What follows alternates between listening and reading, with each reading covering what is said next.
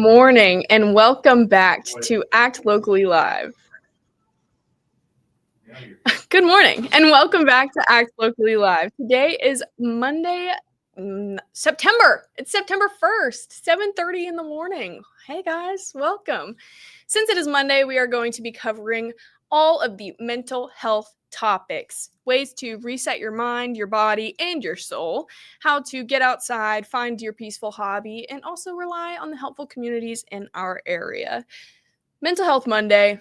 It's honestly, maybe a little bit tough of a topic to start the week, but best believe that no topic under the mental health umbrella is too sticky to get into. And so, I think it's important to start these conversations first thing in the week. Let's talk about it. Let's do it. You've had a great weekend. You've had a restful weekend. Now let's, introspect a bit. It's a lot to ask of you this morning, I know.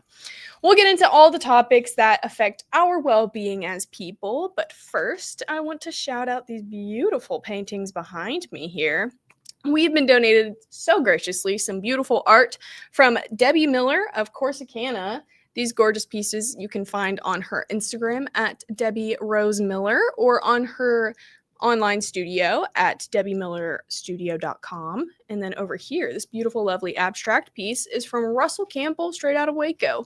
You can find him on Instagram at Rustone Art, or you can just message us, be like, hey, I like that. Would you please just go ahead and put my name on it? Sold. It's yours. Okay. Today, we are going to be covering one topic that I think is just real right in our faces right now. That being self-image, self-esteem, and overall confidence. It is something that so many of us struggle with on a day-to-day basis, and it is something that the digital age has not made easier.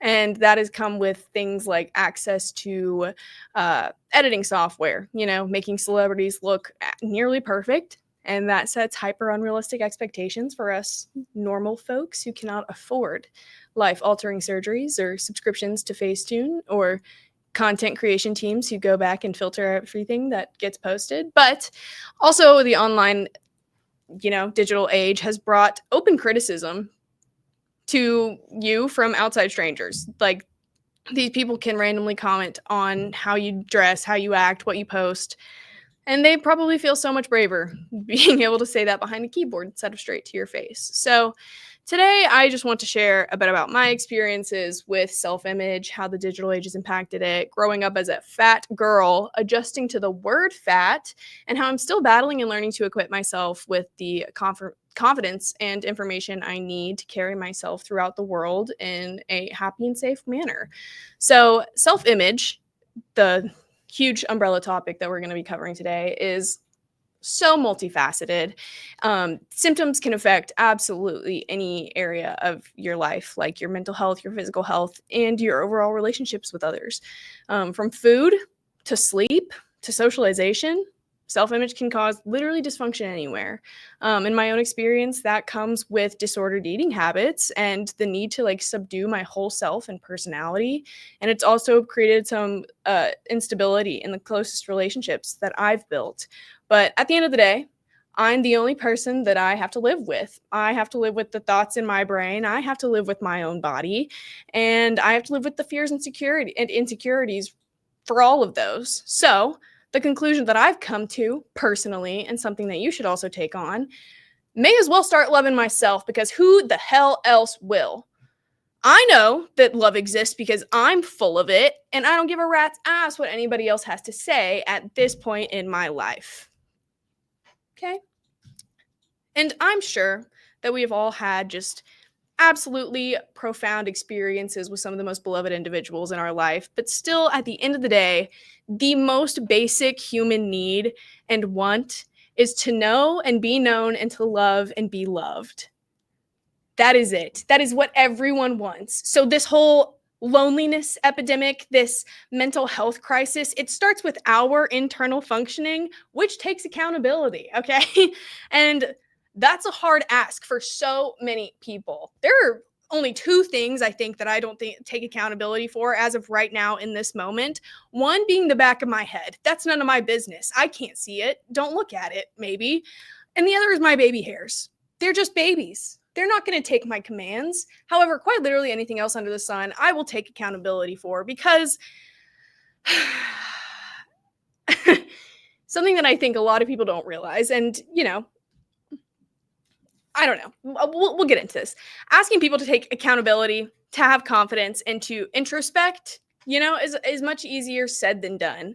So half the people that I come into contact with literally don't understand the idea that each and every individual has their own emotions, and that experience and perception of emotions is valid, no matter how you intended something to come across or how you intended a joke to be perceived, whatever it may be. How their reaction is, what they feel, is valid. Take accountability for what you did to mess up, say sorry, learn from it, and grow from it. That is plan by plan. I could sit here and ask you to put on a brave face and fake hot shit till you make it, but that isn't true comfort and confidence within yourself. And I could also sit here and try to explain introspection to you and sound like a freaking idiot, so I won't do that. But we're just going to sit here and chat about a current trend that is affecting those that I care about, myself, and I think that it should be a topic of conversation quite literally anywhere. So it's become a huge trend online, and it's kind of reviving some of the most harmful stereotypes and rhetoric that has been used regarding this topic, self-image and self-esteem. So when we get back, we're going to really dive into it. Here's a commercial break. I'll see you soon. When you view the glass half full, the little things become magical. Like kicking back and sharing laughs, spread good vibes, and they'll come back. Celebrate what you love with what you wear, even if what you love is kind of weird. Life is good in super soft tees that spark smiles and connectivity. 10% of profits go to help kids heal. So choose optimism and make the magic real. Visit lifeisgood.com. What I love most about playing basketball is the competition. I really just like being shifty, mastering hesitation moves, changing direction, building chemistry with new teammates. If you're not having fun while you're playing, there's no point in playing the game. You know what to do. Escape Basic. Pair of Thieves quick dry underwear. It wicks away sweat and helps keep you dry. You looking forward to fishing season? Let's unbox the all-new Walking Pad X21. It is the hottest thing on the fitness market right now. Whew. I like it. I like it a lot. Well done, Walking Pad.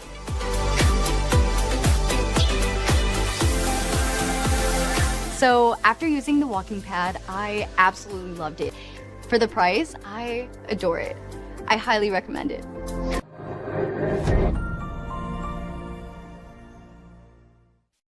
I've gotten a lot of questions as to where people can find the best supplements. And that's why we have the Swell Score, because we have created this platform where our team of researchers and doctors have come together to bring top-notch quality supplements and information. We make sure that if we are recommending a product, that it hasn't been reviewed by the same company that is producing that product. Now we have a resource that we can do that.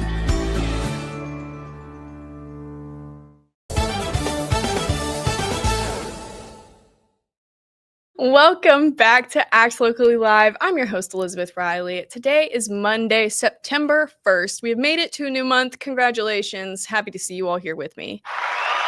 Today, we are talking about mental health, and no stone will go unturned in this topic of conversation. And a huge topic of conversation related to self-image and confidence, which is what we are going over today, is fat phobia and the trend of thinness online. Boo! So, just recently, there's been a huge rise of semaglutide medications, which are primarily used for managing type 2 diabetes and promoting weight loss. And this includes like other GLP-1 receptor agonists. I'm sorry. Earlier, I mentioned Photoshop and, how this has already created some unrealistic standards, but the introduction of AI has also created just another multifaceted problem the exploitation of women is at an all-time high. I know there is a Texas law that goes into effect today that is supposed to be helping with the case of child exploitation and the use of AI. We'll see how these things work out. But trying to balance a life of confidence and security amidst a world that is constantly trying to deter your safety and your self-image, it can be hard, okay? Trying to keep a head on your shoulders amidst all of these different topics of conversation and so many people telling you so many different things. And having your own deep-seated personal insecurities just increases these pressures tenfold. So almost a year ago, I was in a writing for social change class with Dr. Sarah Dye, one of my favorite professors ever. I've mentioned her, shout out. This was one of those life-changing courses that just stays with you forever.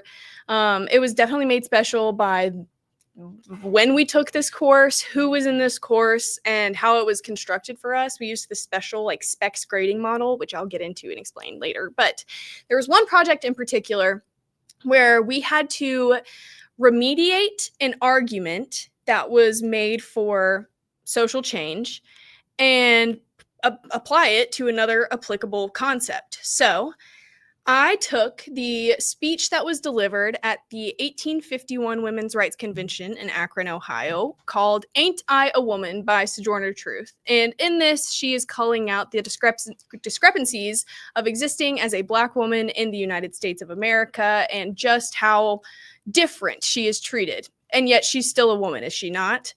So I was introduced to this speech, I believe my sophomore year of high school. So it's been a minute, and it had stuck with me. Ain't I a woman, you know?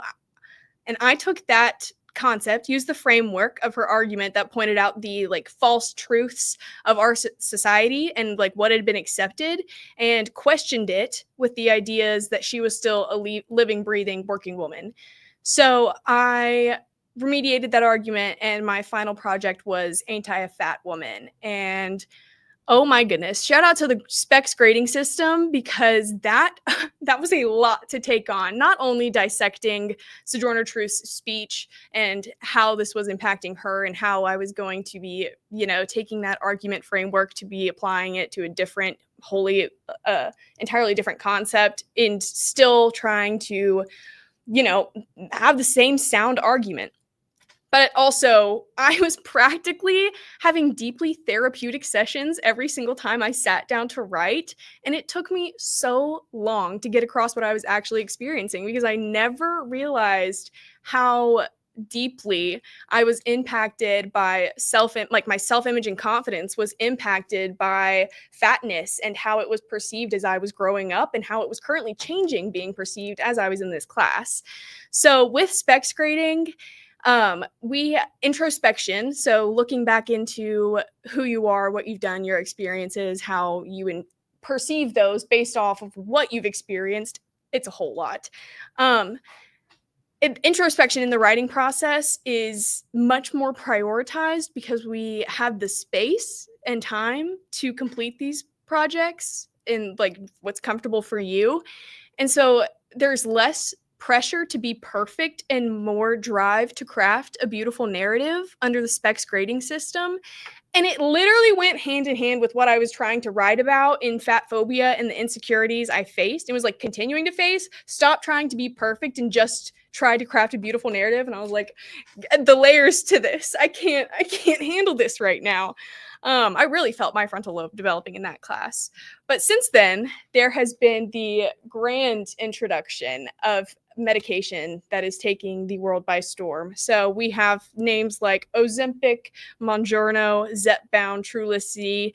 These are all injectable medications that are used to treat type 2 diabetes and lower the risk of heart attack, stroke, or death in people who have heart disease. These medications are used to lower the risk of kidney function decline, kidney failure, or death from cardiovascular disease in people with both type 2 diabetes and chronic kidney disease. Common side effects of these medications: nausea, vomiting, and stomach pain. This is where I lose my mind. For people who are genuinely suffering with these symptoms, cardiovascular disease, chronic kidney disease, kidney function decline, failure, et cetera, et cetera. If you are using these medications as preventable treatments and or actual treatment medications, good on you. They are helping you. They are doing their job. However, using Ozempic, any of these injectable GLP-1s, to induce nausea, vomiting, and stomach pain for the purpose of weight management, are we being so for real? I have been warned for years about disordered eating and how eating disorders damage our body so badly, from our metabolism to our own feelings about food. Did we not learn about taste aversions from the psychologist John Garcia? Like, the second that something hits your mouth and you have a reaction to it, you don't want to eat it anymore. Guess what? If you're nauseous all the time, you don't want to eat. You're starving yourself. That is how you're losing weight on these medications. It's not healthy. We are medically inducing eating disorders. What? Why? What are you doing to yourselves? This is a Monday morning, mind you. We are passionate around here, okay? These medications are also being used to treat PCOS, which PCOS is not just polycystic ovarian syndrome. It can actually spread beyond just your ovaries. Shocking. However, women's health is under-researched and underfunded. And so if it works, it works. And I probably won't have any new answers for you anytime soon.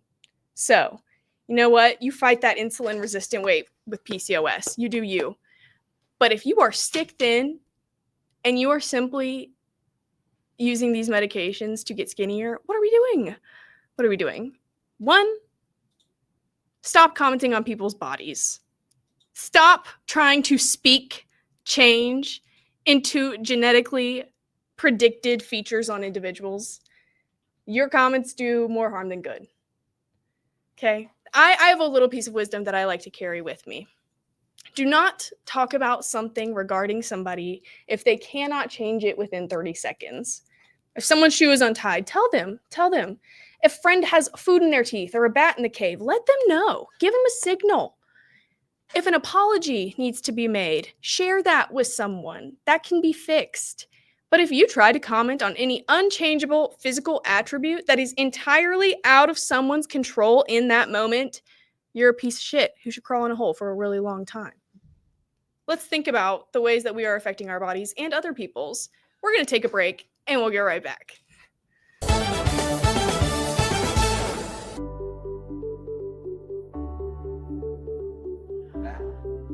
Welcome, guys. You're at the 10th Mountain Whiskey and Spirit Company tasting room here. So we're located in basically central Colorado in the Rocky Mountains. Our two flagship whiskeys are our rye whiskey and our bourbon. Our rye whiskey is our most awarded spirit. Our bourbon's our best seller. We're very proud of it. We think you're going to love it too. If you don't like it, send it back to us. We'll drink it for you. 10th Mountain Whiskey and Spirit Company, Colorado. The dress collar polo. The only polo with a spread collar. Gives you the look of a dress shirt, but with the comfort of a polo shirt.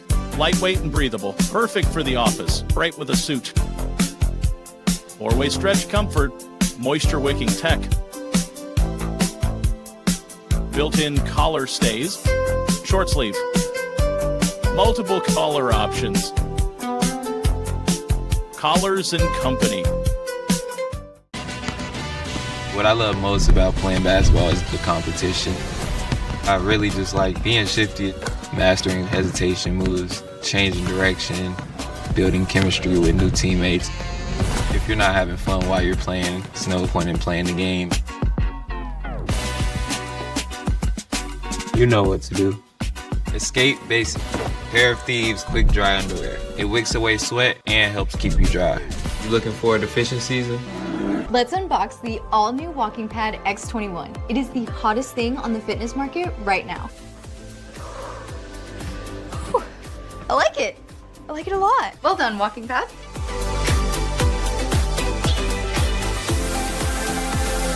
So after using the Walking Pad, I absolutely loved it. For the price, I adore it. I highly recommend it.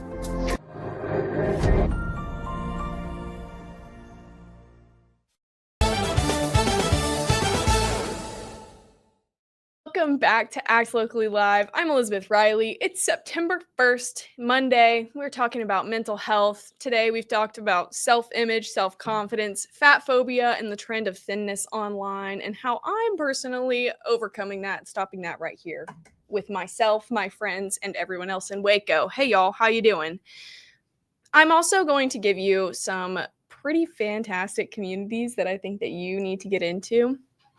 The other day on the Zach Owen show, we had the guests from Skate Waco come on over. And the owner and operator of Skate Waco, Gypsy, explained Waco Roller Derby. Oh my goodness. This is probably one of the most badass group of body positive people I have ever come into contact with. And not only that, but it's a great way to stay physically fit without actually holding yourselves to any kind of unrealistic expectations and standards. Oh my goodness. Roller derby is a great way to increase your physical fitness in a strong, fun, and supportive environment. Your new derby family will be with you from the start and continue with you through the whole way. In fact, if you're interested in roller derby, you don't need any experience to come skate with Waco Roller Derby or any equipment. They will have you set up with absolutely anything you need to be successful. If you have questions, you can reach out to Katie@skatewaco.com. That's her email, Katie@skatewaco, Katie@skatewaco.com. One of my favorite parts about their website is the first question on the top is, do you like hitting your friends? Are you looking for a sport that empowers you to be the best version of yourself? Then Waco Roller Derby is for you. You know what? I love that. I've been looking for a way to get my anger out because clearly screaming at a mic at 7:30 in the morning is not doing it for me. But I should get into roller derby for sure. So they are based out of Skate Waco Belmead, and they are actively recruiting skaters of all ages and all skill levels.